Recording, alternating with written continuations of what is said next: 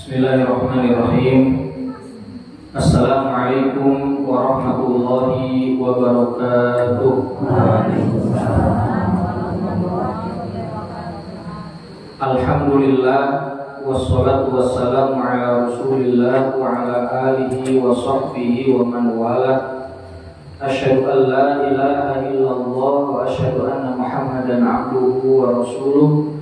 Allahumma la ilma lana illa ma 'allamtana innaka antal alimul hakim.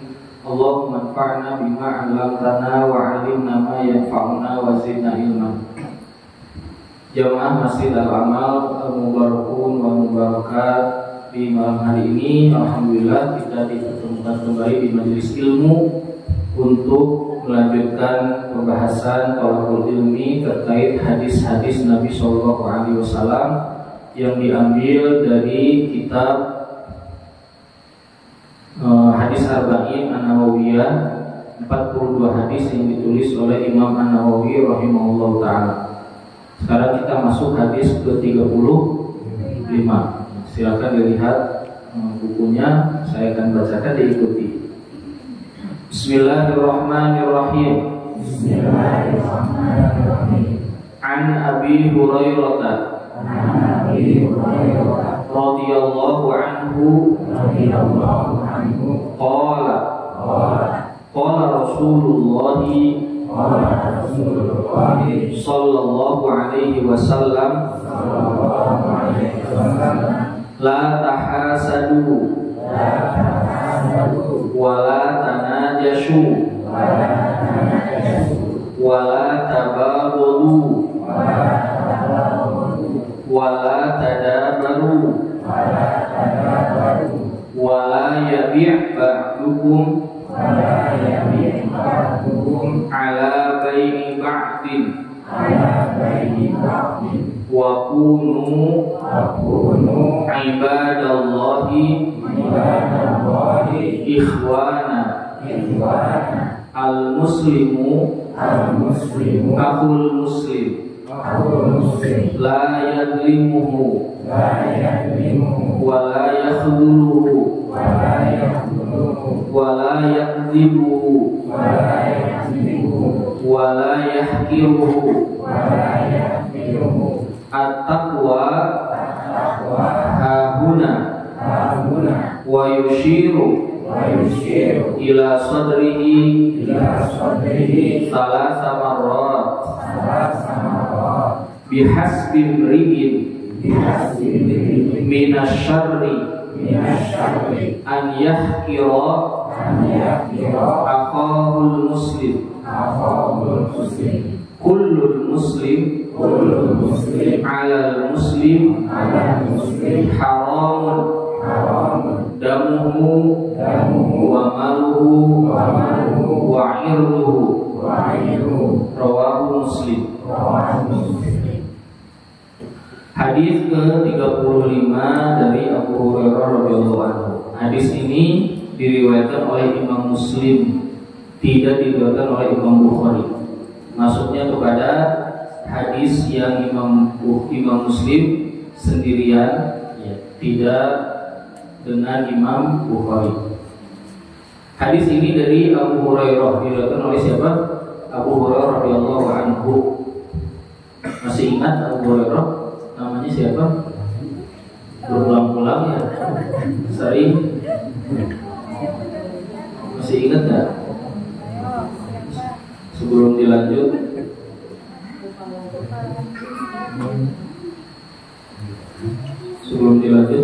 yang bisa jawab nanti habis sholat bisa dapat snack.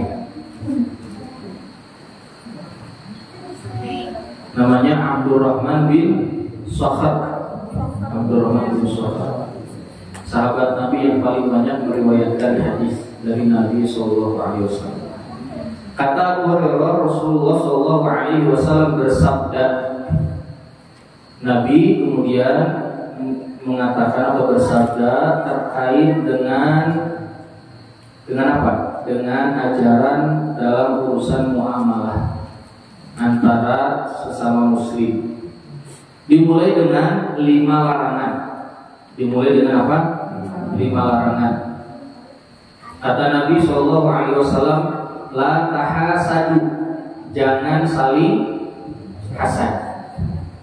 Jangan saling hasad. Hasad hukumnya haram. Hasad hukumnya haram. Hasad itu apa? Apa? Hasad itu apa? Dengki. Dengki itu naon? Iri. Hasad itu tidak suka melihat orang lain dapat nikmat. Hasad itu tidak suka orang lain mendapat nikmat. Ada orang lain ganti motor kehel, nyari HP abdi mah kunaon tuh ganti motor datangka urusan anak mungkin nyari HP nggak suka. Atau nikmat dalam urusan akhirat, punya tetangga jadi tambah rajin kemana? Ke masjid. Kesel kayak tambah berubah dosa juga nama kita menuju seueur masalah juga nama tak rajin ke masjid. Hasad, nggak suka. Karahatul insan bima an'amallahu alaihi, dia tidak suka, tidak menyukai orang lain dikasih nikmat sama Allah, nggak suka. Ini namanya hasad. Dan hasad ini adalah penyakit pertama yang dilakukan oleh iblis. Waktu Nabi Adam diciptakan, iblis langsung hasad sama Nabi Adam, makanya tidak mau sujud. Hasad juga yang menyebabkan Qabil membunuh siapa? Habil, adiknya. Hasad juga yang menyebabkan Nabi Yusuf dimasukkan ke mana? Ke sumur. Hasad ini sifat orang Yahudi. Allah berfirman di Al-Quran, wadda katsirun min ahlil kitabi law yaruddunakum min ba'di imanikum kufaran hasadan. Orang Yahudi itu punya sifat apa? Hasad. Berarti kalau sering hasad ngikutin sifatnya Yahudi. Hasad. Kenapa mereka hasad? Ya nggak suka aja gitu. Nggak suka aja orang hasad. Nah, hasad ini hukumnya haram dan termasuk dosa besar. Hukumnya haram dan termasuk dosa besar. Dan hasad ini memiliki kerusakan. Yang pertama, kerusakannya adalah dia tidak pernah mensyukuri nikmat yang Allah berikan kepada dirinya. Kenapa? Karena sibuk ngurusin orang lain. Padahal dia kan dikasih banyak sama Allah. Dan sibuk ngurusin batu. Gitu. Ada yang bilang, Pak, terang ke kita tangga orang itu ini hadiah mobil. Makanya tak percaya gimana beritanya. Langsung sibuk. Nggak ada kalimat alhamdulillah. Ada masjid lain rame, bukan senang, nggak suka. Hasad. Nah, hasad ini yang pertama apa? Dia tidak mensyukuri nikmat. Yang kedua, kerusakan dari hasad adalah dia tidak beriman terhadap takdir yang Allah berikan atau takdir yang Allah tetapkan. Sekarang saya tanya, Pak, ada orang dikasih nikmat, takdir Allah bukan? Takdir Allah. Dia nggak suka, berarti dia nggak suka dengan takdir Allah. Kan sudah takdir Allah, dikasih nikmat, kenapa nggak suka? Wa minum musuh suka yang hasad tuh. Atau menang wae. Pertama elek teori mulai apa? Jadi yang kedua apa? Dia tidak atau tidak mengimani akan ketentuan atau takdir Allah yang Allah berikan kepada hamba tersebut. Yang ketiga, orang hasad itu dia senantiasa sibuk mencari apa? Kesalahan orang lain. Kenapa? Karena dia nggak suka, maka dia cari apa letak kesalahannya. Begitu, dia akan mencari. Jadi dia sibuk tuh nyari-nyari kesalahan aib orang lain. Karena biasanya manusia itu lebih mudah melihat aib daripada melihat kebaikan. Kalau aib mah cepat pisah. Ya. Saya itu sering ya, misalnya gini ya. Saya punya murid kan, punya media sosial gitu. Misalnya ngeposting sesuatu yang ini tuh diributin lah, khilafiyahnya terlalu kencang gitu. Bukan haram, ya ini mah diributin gitu. Misalnya, ini tiba-tiba ada orang udah 10 tahun gak pernah kontak sama saya, tiba-tiba Assalamualaikum Ustaz, di medsos binaan Ustaz ada yang begini, sampai dipegang. Ketahu orangnya saya, ujuk-ujuk ngawetan. Terus saya cek, saya bilang udah itu nggak usah diposting. Sedang ini khilafiyah ya, diributin. Karena orang gampang sekali kalau melihat apa? Kesalahan.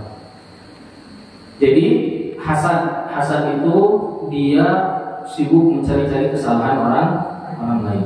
Yang berikutnya, orang yang hasad itu merasakan hidupnya sempit. Kayak dadanya itu sempit banget orang hasad. Ih, capek pokoknya di orang hasad mah, capek.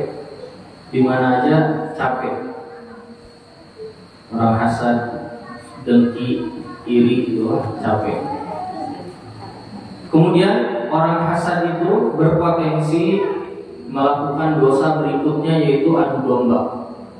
Kalau orang hasad biasanya suka adu domba, ya, ngadu si iya dan si iya. Karena nggak suka, tiba-tiba diadu nih, biar dia nggak disukai sama yang lain. Suka pernah lihat nggak ada orang ya? Ada laki-laki, misalnya ada 2 orang bersahabat, berteman. Si temannya ini atau ada 2 orang berteman, terus ada orang lain hasad ke salah satu dari mereka. Kemudian dia datangi salah satu yang lain untuk nyeritain aibnya.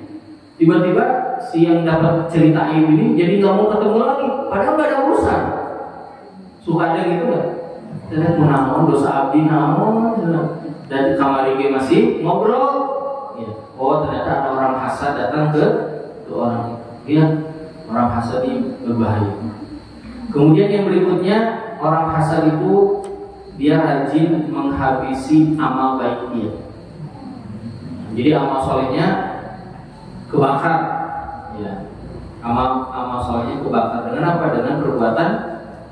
Setiap dia berbuat hasad, hilang, kedelet, ya, kehapus amal. Setiap dia berbuat hasad, kehapus. Setiap dia berbuat hasad, kehapus. Ini orang hasad.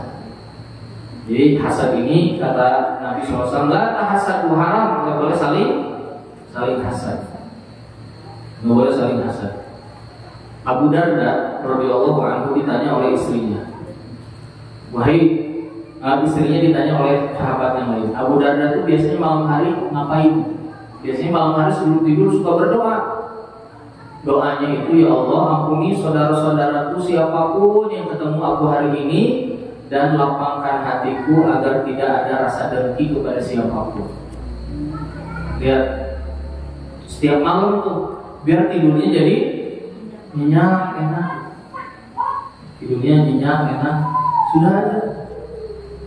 Syekh bin Baz rahimahullah, salah satu mufti di Saudi, pernah ditanya oleh muridnya di majlis khusus ya. Gimana Syekh bin Baz kan buta, nggak bisa ngeliat, tapi jadi ulama, jadi mufti. Kok bisa? Kata Syekh bin Baz, salah satu kebiasaannya adalah kalau sudah datang sore hari atau malam hari sudah dilepaskan semuanya, nggak ada lagi rasa apa? Rasa gegel, rasa hal itu beres pokoknya. Nah kata Nabi, la tahasad, nggak boleh saling hasad. Sekarang saya tanya Bapak Ibu, bibit hasad itu ada nggak di dalam diri kita? Ada, dalam semua hati manusia ada. Maka di dalam hadis sahih disebutkan kalau hasad ini mau muncul, lakukan 2 hal. 1, jangan ngomong, atau yang kedua jangan bertindak. Mulutnya diam. Kalau ada pengen hasut dia teh, sudah mulutnya langsung diam aja.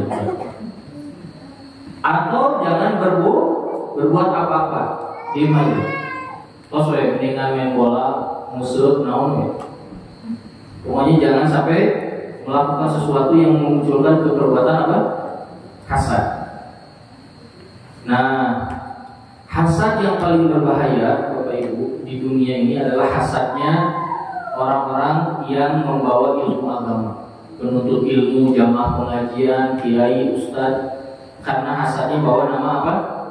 Agama, bawa nama Quran dan Sunnah. Sekarang ini muncul orang-orang yang jamaahnya itu nggak boleh mendengarkan ceramah dari ustadz yang lain. Nah, kenapa nggak boleh? Atau misalnya menganggap gurunya pasti selalu benar.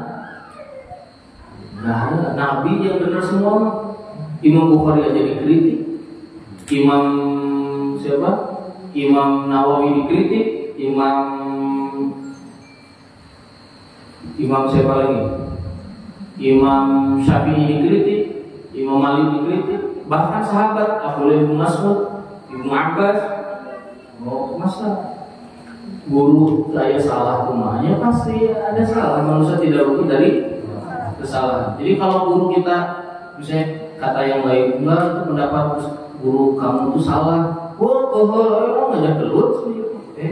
Kenapa marah? Manusia kan bisa salah. Gak usah marah, biasa aja.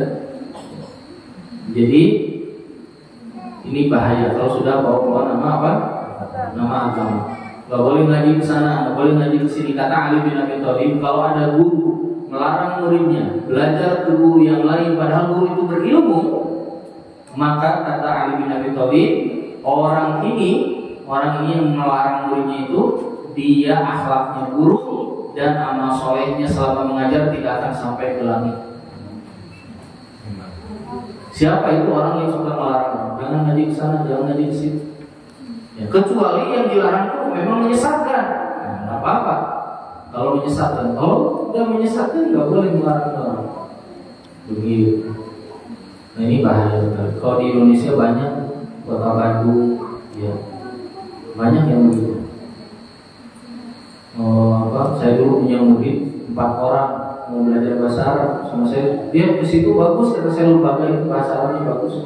Pada belajar sudah 1 semester belajar, ditanya sama gurunya, kalian aktifnya di mana? Di Ustadz Herfi. Hati-hati ke Ustadz Herfi. Beda organisasi. Kata murid-murid, orang tadi disuruh ke Ustadz Herfi. Nah itu kok hasad. Ya. Jadi nggak jelas kalau ditanya kenapa, nggak jelas. La tahasad, ya, jangan hasad. Ya. Dulu saya pernah dakwah di luar Jawa. Itu ketika mulai ramai pengajian, itu sampai Karang Taruna, RT, RW, kepala desa ikut rapat membicarakan ini dai baru katanya. Bahaya. Tadina tar ngobrol ke dakwah, akhirnya jadi sibuk di kumaha ya. Tapi alhamdulillah lama-lama semuanya ikut. Kalau dakwah yang penting ngajar aja, ngajar. Kemudian la tahasadu, yang berikutnya wala tanajashu. Apa tanajashu? Kalau diterjemahkan apa dia tadi? Saling menipu. Tanajus itu adalah kalau dalam jual beli nih saya kasih contoh, yaitu adalah memberikan penawaran harga agar pembeli yang lain dia mau beli lebih tinggi. Misalnya ada si A lagi nawar, Pak, iya sabaraha acuk mulia, baju yang ini berapa? Kata si bapak yang penjualnya, ini 200.000. Datanglah dia, misalnya ditawar sama orang ini, ditawar sama yang tadi, Pak 150 lah. Datanglah dia, berapa ini Pak? 200.000. Kata yang ini 150. Terus dia bilang, ih bagus ini mah. Udah saya beli 250 nih. Kata yang tadi nawar pertama, nggak bisa, ini lagi ditawar sama saya. Udah saya bayar 250.000 atau saya bayar 200.000. Dia melakukan penawaran harga bukan mau beli, hanya buat apa? Hanya biar orang lain beli dengan harga yang lebih mahal. Ya, hanya agar orang lain beli dengan harga yang lebih mahal. Begitu juga misalnya jadi penjual. Kalau tadi kan ini pembeli, begitu juga kalau ada penjual. Misalnya ada penjual, Pak ini berapa? Ini 200.000. Kata kebalikannya nih, kalau tadi kan dia nawar dengan harga yang lebih tinggi agar si pembeli ini mau harga yang tinggi. Sekarang enggak, kebalikannya, dia ngejual dengan harga yang lebih rendah agar si penjualnya apa rugi. Misalnya dia udah ngasih tahu, Pak ini mah baru 1.000. Ada penjual di samping, Pak sini aja nih, saya 150.000. Nah, karena dia takut si pembeli ini pergi ke situ, akhirnya dia bilang, ya udah Pak 150.000. Nah, akhirnya jadi 150.000. Tujuannya bukan untuk menjual, bukan untuk membeli, tapi untuk apa? Untuk membuat penipuan, ya, untuk menipu yang lain. Ini sekarang banyak jual beli kayak ya, tujuannya hanya untuk menipu.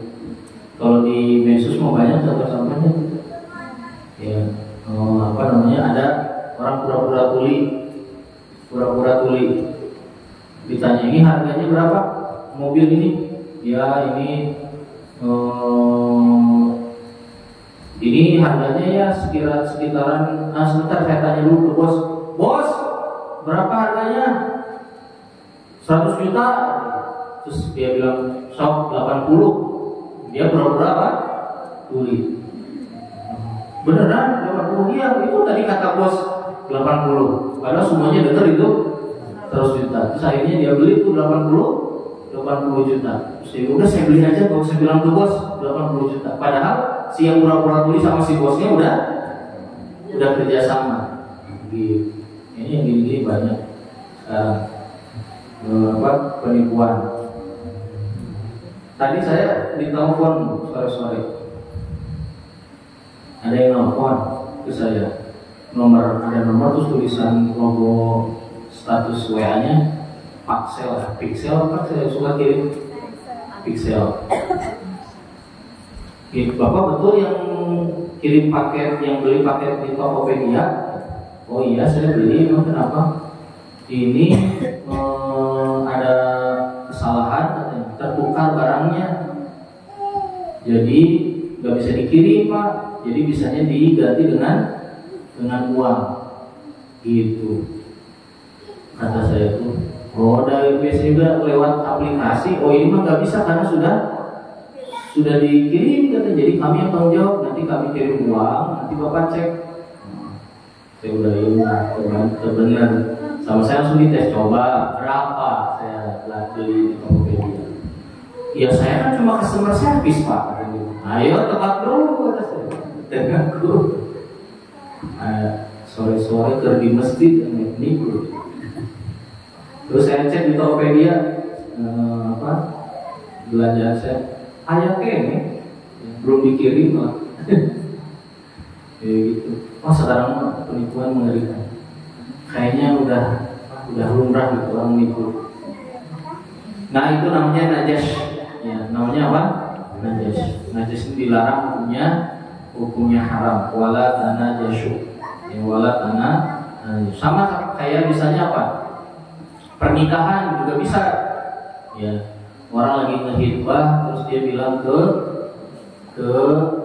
calon pengantin perempuannya, ulah ditambah kia biar mereka enggak jadi misalnya.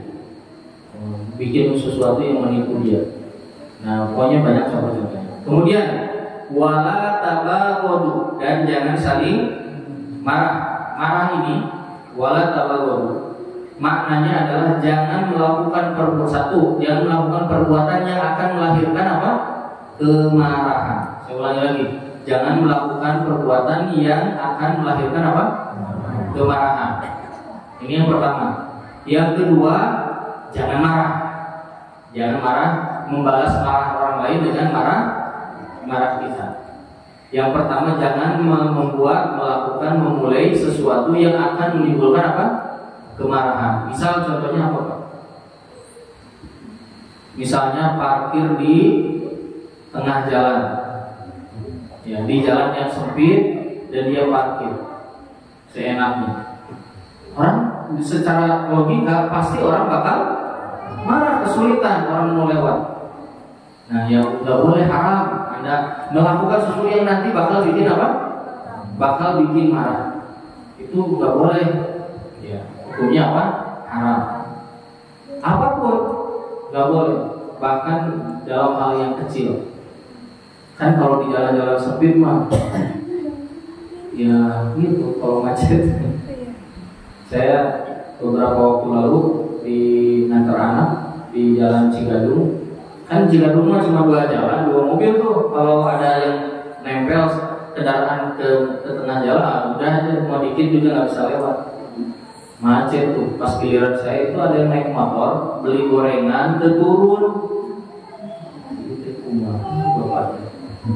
Tergaduh akal.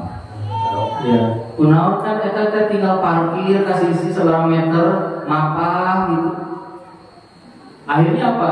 Semua orang lakson tuh, pada lakson. Terus dia marah juga, salah, mana salah? Jadi aneh. Ya, nggak boleh tuh Anda melakukan sesuatu yang bakal bikin orang apa? Marah, nggak boleh. Nggak boleh melakukan sesuatu yang bakal memunculkan kemarahan orang lain. Misalnya kita udah tahu ibu ini tuh kalau dipanggil dengan nama ini dia bakal marah. Ya jangan sengaja mengundang orang bikin marah. Yang kedua yaitu adalah jangan marah atau jangan membalas kemarahan orang lain dengan apa? Dengan kemarahan lagi.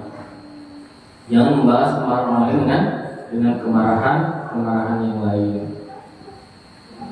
Yang nerima dan yang suka kelihatan mah di urusan apa? Yang muamalah itu yang sering kelihatan di jalanan, itu sok rapi di jalan. Ya berantem sampai pukul-pukulan gara-gara senggolan spionnya sabar tuh. Pukul-pukulan tuh. Aduh, kenal. Wala tabagu jangan saling marah, nggak boleh. Kata Nabi SAW, nggak boleh, haram hukumnya. Kan hidupku ininya tenang, betul nggak bu?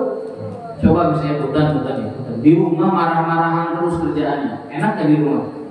Enggak, dan betah di rumah. Mungkin anak-anak juga nggak akan betah di rumah.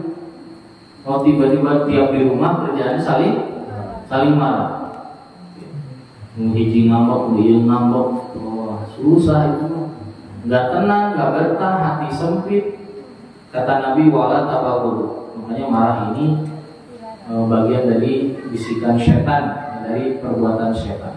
Kemudian wala tadabaru, dan jangan saling membelakangi. Ada 2 makna.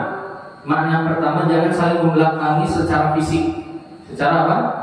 Fisik. Misalnya ada bapak A jalan dari sana, saya jalan di sini. Wah, beda DKM gitu. Yang begitu. Jangan saling membelakangi. Kenapa? Semua muslim nggak boleh saling membelakangi. Atau yang kedua, saling membelakangi dalam urusan apa? Tadi dalam zahir, yang dulu dalam maknawi. Maknawi itu seperti apa? Seperti misalnya dalam urusan pemikiran, dalam urusan ya hal-hal yang bisa bareng-bareng, ya bareng-bareng aja, nggak usah pengennya beda. Bisa bareng, misalnya Pak nanti malam minggu itu kita kan ada acara warga.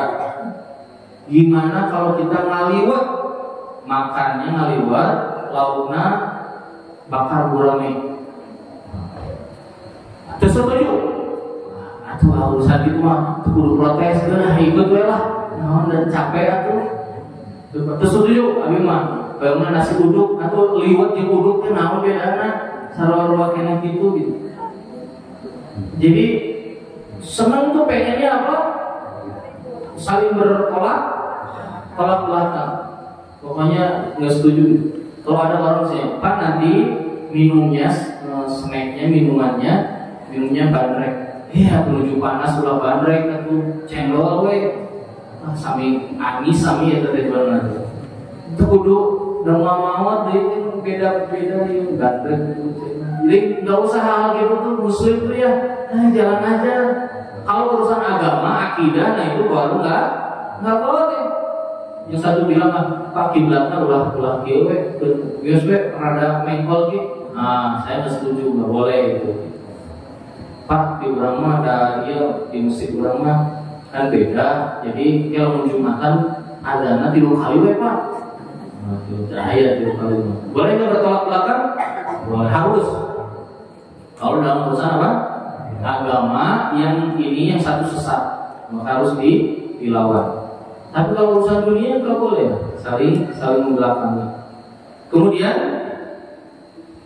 wala yabi' ba'dukum ala bai'i ba'din, jangan menjual beli di atas jual beli orang lain. Maksudnya jangan menawar orang lain yang sedang nawar. Orang lagi belanja, ibu-ibu di pasar, bisa berapa ini teh 10.000, oh gitu, iya teh kami salaman ribu itu sabu ya, sabu lebih banyak bisa sabu. Tiba-tiba ibu datang, terus langsung ngambil buahnya, sabar aku ya.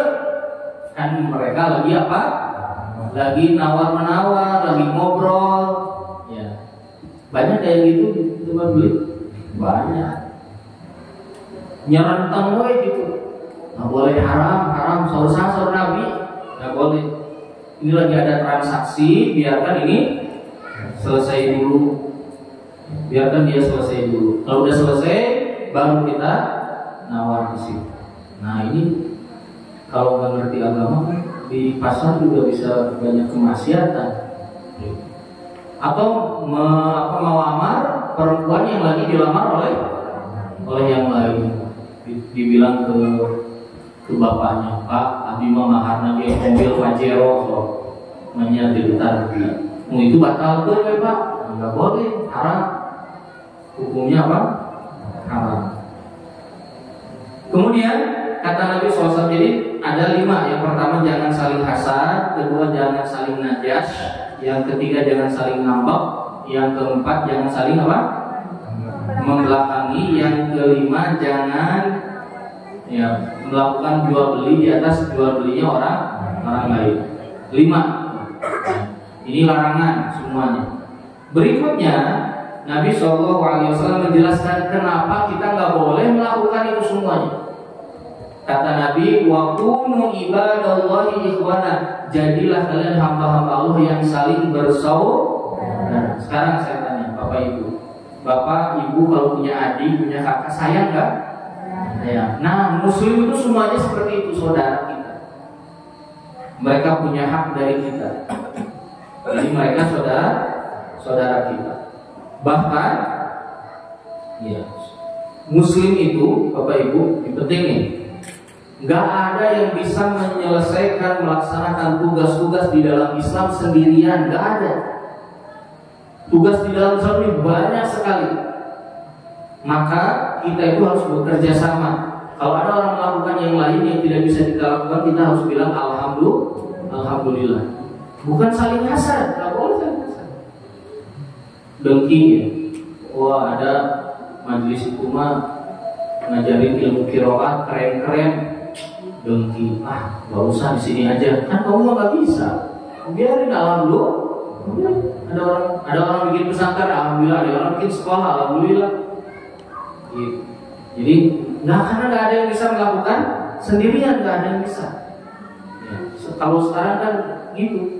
Gak suka kalau ada orang lain yang melakukan hal yang lain, gak suka. Gak ada yang bisa sendirian. Sekarang saya tanya, di Al-Quran Allah SWT mengatakan, wa ma kana mu'minuna liyanfiru kafah.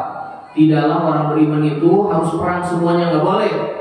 Harus ada satu kelompok yang dia rajin mendalami ilmu fikih hukum agama. Lihat ini lagi bagi-bagi apa? Bagi-bagi itu tugas. Yang jago perang sok perang, yang jago keilmuan disiplin ilmunya dikuatkan. Begitu. Nabi kita mah kalau ada yang itu ngambek, ya bahaya. Harusnya kan senang, harusnya senang. Lucu apa kalau bagi para dai itu di kita tuh malah nggak suka. Saya dulu waktu awal membuka program tahfidz, masih ingat dulu pendaftaran itu di Masjid Al-Huda. Yang daftar itu 160 orang, 100 keterima, 60-nya nggak keterima karena bacaannya belum benar. Terus orang-orang di situ tuh bilang, Pak Ustadz adain aja program tahfidz. Kata saya mau bukan ahli di bidang itu. Walaupun hafal Jazari, Syatibi, saya bukan ahli bidang. Akhirnya kita tawarkan brosur sok belajar sana, ke Tarki, ke Makdis, ke ini, ke itu sok sana belajar. Kenapa harus memaksakan kita? Karena nggak bisa sendirian nggak bisa. Ada orang yang jago ngajarin anak-anak, ada orang jago ngajarin orang tua, ada orang yang jago dakwahin orang-orang yang jauh dari Islam. Jadi sudah bagi-bagi apa? Bagi-bagi tugas. Nggak bisa sendirian. Harusnya saling bersyukur. Kalau ada masjid tetangga ramai itu alhamdulillah, diurang itu bisa, ya alhamdulillah bidinya diurang dukung gitu. Bukan saling apa? Hasad. Nah, kata Nabi, "Kunu ibadallahi wa jadilah orang Allah yang saling bersaudara." Kata Nabi, ditambah lagi, "Al-muslimu akhul muslim." Muslim itu saudara bagi muslim yang lain. Kalau saudara berarti kita tahu di saudara ini ada hak-hak dari kita. Kita punya kewajiban ke saudara kita. Dalam hadis lain kata Nabi, hakul muslim ala muslim situ. Hak muslim dari muslim lain ada 6. Idza laqitahu fasallim alaih. Kalau ketemu kita harus bilang apa? Assalamualaikum. Kemudian wa idza da'aka fa'ajibhu. Kalau dia mengundang harus datang. Wa idza maridha fa'udhu. Kalau dia sakit kita jenguk. Wa idza mata, kalau dia meninggal kita urusi apa? Jenazahnya. Kalau dia minta nasihat kita nasihati. Itu hak saudara kita. Jadi muslim saudara bagi muslim yang lain. Yang banyak sekarang kan muslim berantem sama muslim. Yang ada sekarang gitu. Sekarang suka capek itu kalau ngeliatin. Saya kan dakwah tiap hari ya keliling gitu. Kalau dengerin cerita-cerita tiap DKM teh, kadang pengen mah di rumah udah menghindari fitnah-fitnah yang ada.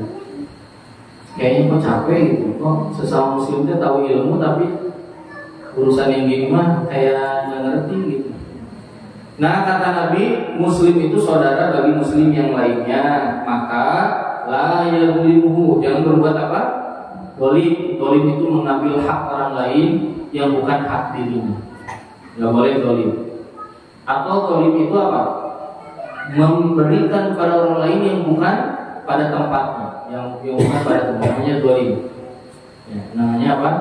Dolim. Nggak boleh berbuat dolim. Yang kedua, la yakhdhuruhu. Apa la yakhdhuruhu?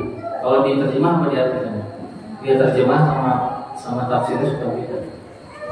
Diterima apa? Jangan apa? Jangan menelantarkan. Gini, layak dulu tuh gini. Ada orang nih berbuat salah. Misalnya nyenggol mobil orang lain, jeduk. Ya, dah. Yuk ke pinggir. Yang disenggol ini apa? Bilang, "Pak, ayo tanggung jawab. Pak, ini salah." Terus kita datang, "Iya Pak, ini salah, benar Pak." Nah, dia sudah dalam keadaan tertekan, terus kita tambahin apa? Tambahin tekanannya. Itu namanya layak dulu. Nyapa benar teman jangan terbalik. Pak, sok lah Pak ini Pak. Itu kan gak ada urusan sama kamu. Itu urusan sama orang itu, biarkan orang itu yang menyelesaikan. Gak usah ikut campur. Nah, itu namanya layak dulu. Yang berikutnya wala yakdzibuhu. Jangan mendusta, jangan saling berdusta. Dusta itu satu bisa dengan perkataan. Misalnya menyampaikan informasi yang tidak benar. Baik itu dalam hal yang baik ataupun dalam hal yang batil. Pokoknya kalau nggak benar hukumnya haram. Misalnya, nggak boleh kata Nabi begini-begini, padahal Nabi nggak pernah mengatakan demikian. Ini bohong dia. Nah, jangan berdusta. Wala yahkiruhu, dan jangan. Tadi berdusta itu satu dengan lisan, yang kedua dengan perbuatan. Yang kedua dengan apa? Dengan perbuatan. Berdusta dengan perbuatan. Misalnya dia berbuat sesuatu dan dia bilang ke temannya, "Saya tidak melakukannya," atau dia melakukan sesuatu untuk membohongi temannya. Misalnya kayak apa? Berdusta dengan perbuatan. Seperti apa? Misalnya dia dia yang mecahin sesuatu di masjid, terus ditanya sama yang lain, ini siapa yang mecahin ini, terus dia bilang bukan saya. Nah, dia berdusta dengan perbuatannya dan juga dengan apa? Dengan lisannya. Kata Nabi SAW, la yakdzibuhu, ya, la yakdzib. Atau kalau jual beli kayak gini, misalnya ada bapak-bapak mau jual motor, terus bapak ini bilang, padahal motor nanti habis kena banjir, misalnya mesinnya udah jelek. Terus dia bilang ke temannya, oh pokoknya mantap ini masuk lah, masa terus kita mas saudara, gitu. Nah ini dibelilah sama orang itu, padahal dalam keadaan apa? Padahal dalam keadaan rusak. Nah ini berdusta. Nggak boleh berdusta. Hukumnya semuanya ini haram. Yang hukumnya apa? Haram. Yang berikutnya wala yahtiruhu. Yahtiruhu itu apa? Tidak boleh menganggap rendah orang lain, menganggap enteng orang lain, menganggap rendah orang lain, menganggap kecil orang lain,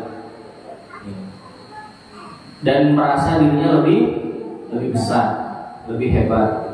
Boleh, hukumnya haram. Itu namanya sombong. Sombong itu menolak kebenaran dan menganggap remeh orang, menghina orang lain, menganggap kecil, menganggap kecil. Kan ada tuh orang pegawai di salah satu perusahaan negeri. Wah, udah kalau pulang kerja tuh pakai apa tuh namanya? Pakai ini nenteng. Nentengnya kan ada tulisan itu BUMN. Berhenti di tukang sate.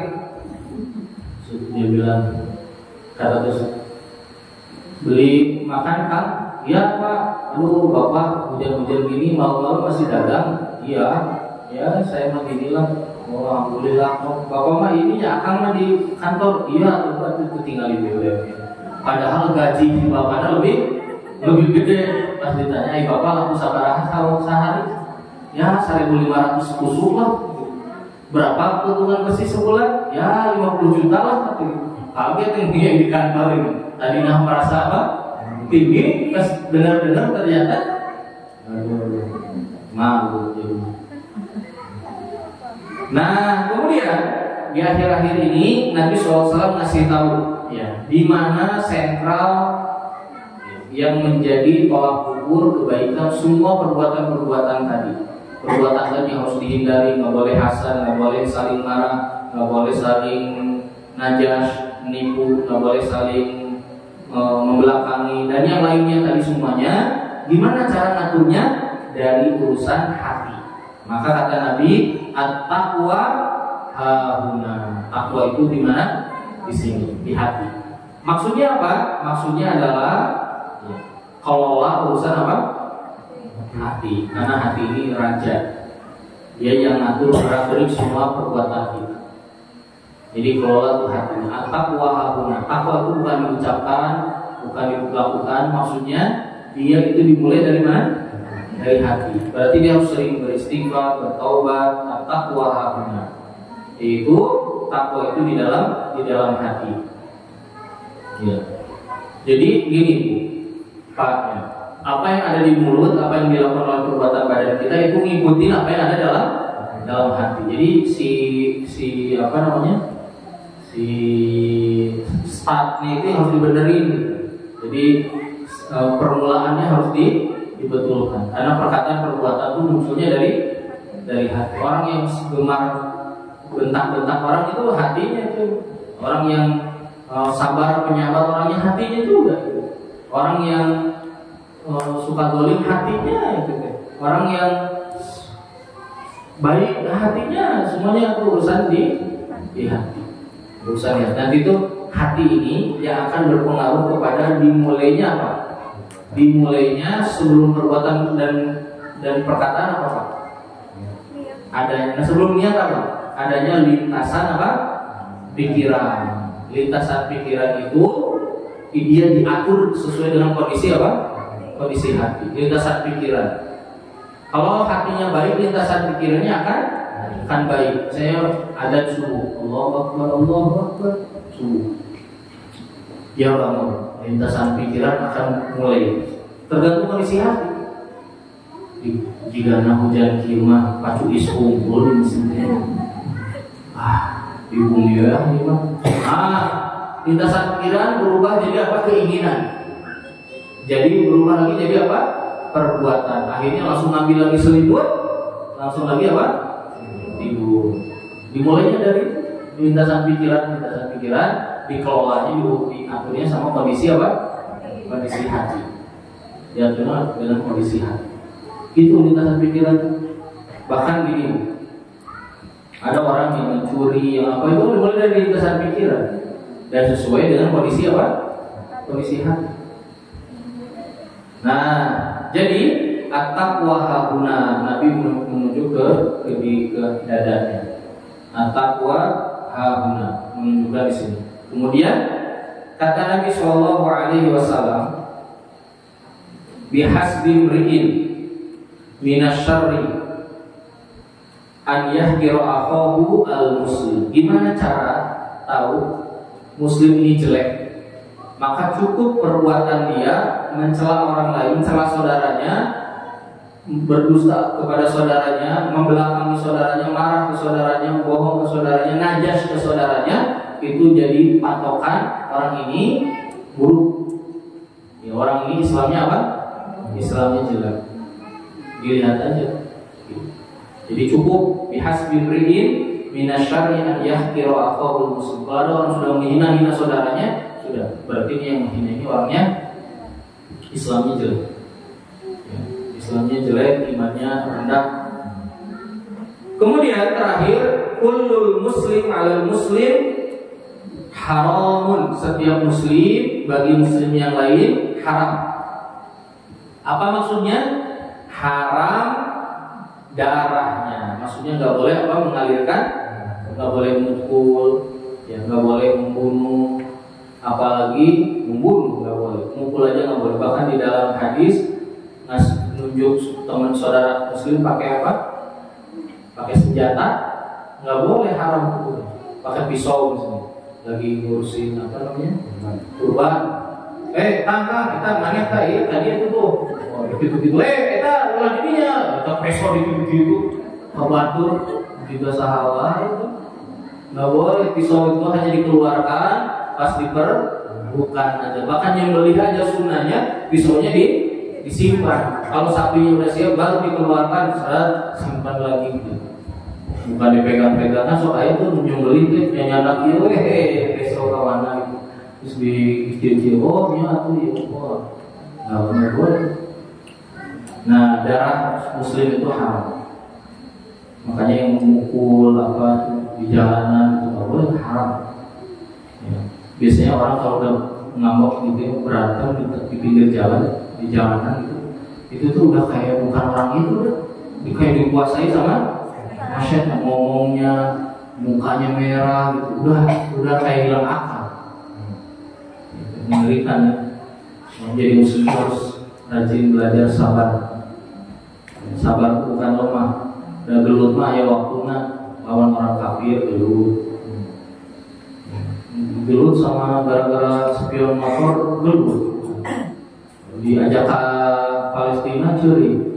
Ya. Jadi hal-hal remeh kok gelut. Kemudian yang berikutnya nggak boleh haram juga apa? Hartanya. Maksudnya haram untuk diambil, dia punya hak atas harta. Yang berikutnya wa'irluhu, dan kehormatannya. Kehormatan itu apa?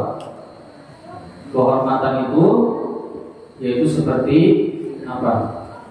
Tentang pribadi orang itu, nggak boleh dicari-cari aib, nggak boleh buka-buka aib orang lain, nggak boleh merendahkan orang itu. Kehormatannya dia haram untuk kita ganggu-ganggu. Nggak boleh urusan kehormatan orang itu, sudah biarin aja.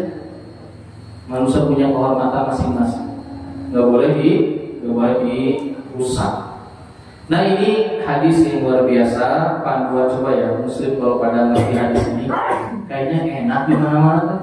Ya damai hidup tuh. Kayaknya handphone tinggalin di mall gitu, malah yang mahal tinggal di angkot gitu tinggalin. aman juga. Dan sekarang gimana? Pokoknya ini adalah panduan-panduan dari Nabi Shallallahu Alaihi Wasallam berkaitan dengan muamalah, akhlak sesama muslim.